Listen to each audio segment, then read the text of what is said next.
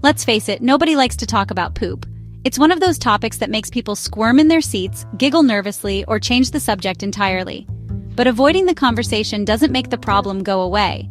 It's messy, smelly, and considered taboo. The mere mention of it can make people uncomfortable, but it's a reality that many face daily. But what happens when you can't control it? When the simple act of going to the bathroom becomes a source of anxiety and stress? When the fear of accidental bowel leakage dictates your life? When every outing, every social event, and even daily routines are overshadowed by the dread of an unexpected accident? This is the reality for millions suffering from fecal incontinence. It's not just an inconvenience. It's a condition that can severely impact one's quality of life. Fecal incontinence, also known as bowel or anal incontinence, is the involuntary leakage of stool or gas. This can happen for a variety of reasons, including muscle or nerve damage, chronic conditions, or even certain medications. This can range from occasional seepage to complete loss of bowel control. The severity can vary, but the impact on one's life is always significant. It's more common than you might think, affecting people of all ages, genders, and backgrounds. No one is immune, and yet it's rarely discussed openly. Imagine the distress of not knowing when or where an accident might happen. The constant worry can be debilitating, affecting not just physical health but mental well-being too. This can lead to feelings of shame, embarrassment, and social isolation. People may withdraw from activities they once enjoyed, fearing judgment or ridicule. People often suffer in silence, too afraid to seek help. The stigma surrounding fecal incontinence can prevent individuals from reaching out to healthcare professionals or even confiding in loved ones. But silence only perpetuates the problem. By not talking about it, we allow the stigma to continue, making it harder for those affected to find the support and treatment they need. It's time to break the taboo and bring fecal incontinence into the light. Open conversations can lead to better understanding, more research, and improved treatments. By understanding the condition, its causes, and available treatments, we can empower individuals to take control of their bowels and live life to the fullest. Knowledge is power, and with the right information and support, those suffering from fecal incontinence can regain their confidence and improve their quality of life. Imagine this.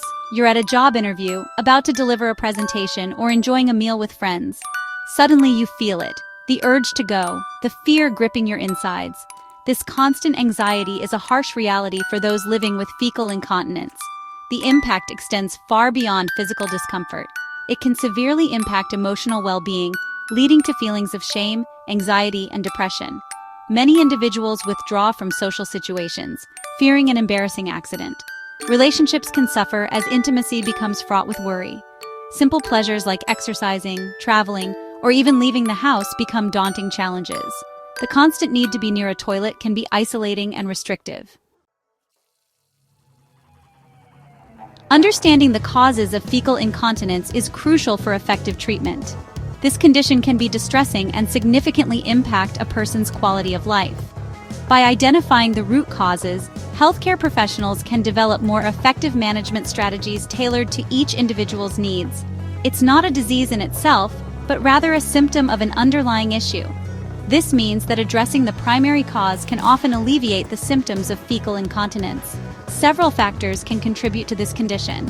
Understanding these factors is the first step towards effective treatment and management. Damage to the anal sphincter muscles, responsible for controlling bowel movements, is a common culprit. These muscles play a crucial role in maintaining continence, and any damage can lead to significant issues. This damage can occur due to childbirth, surgery, aging, or traumatic injuries. Each of these events can weaken the muscles, making it difficult to control bowel movements effectively. Conditions like Crohn's disease, which cause chronic inflammation of the digestive tract, can also lead to fecal incontinence. The inflammation can damage the muscles and nerves involved in bowel control. Nerve damage, often associated with diabetes or multiple sclerosis, can disrupt the communication between the brain and the bowel muscles, leading to incontinence. This disruption can make it difficult for the body to control bowel movements. Diarrhea, constipation, and irritable bowel syndrome, or IBS, can also exacerbate symptoms. These conditions can cause irregular bowel movements, making it harder to maintain control. Chronic diarrhea can lead to a sudden and urgent need to use the bathroom, while constipation can cause a buildup of stool that eventually leads to leakage. IBS, with its alternating bouts of diarrhea and constipation, can be particularly challenging to manage. Other contributing factors include obesity, which can put extra pressure on the pelvic floor muscles, and certain medications that can affect bowel function. Psychological factors like anxiety and stress can also play a role. These conditions can affect the body's normal functions, including bowel control. It's important to remember that fecal incontinence is not a sign of weakness. It is a medical condition that can affect anyone, regardless of age or background.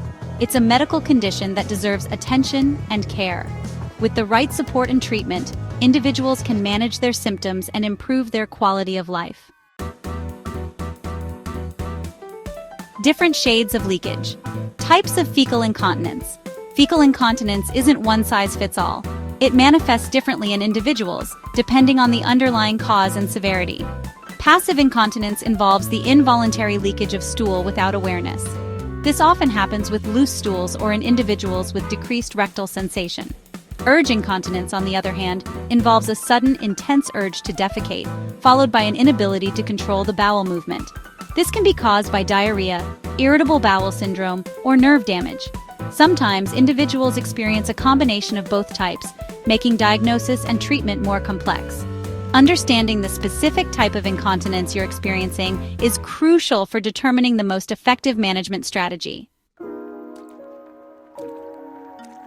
Breaking the taboo: why we need to talk about poop. Let's be honest, discussing bowel movements isn't exactly dinner table conversation. But this very reluctance to address the unmentionable is what allows fecal incontinence to thrive in the shadows. The stigma surrounding this condition prevents individuals from seeking help, leading to unnecessary suffering and isolation.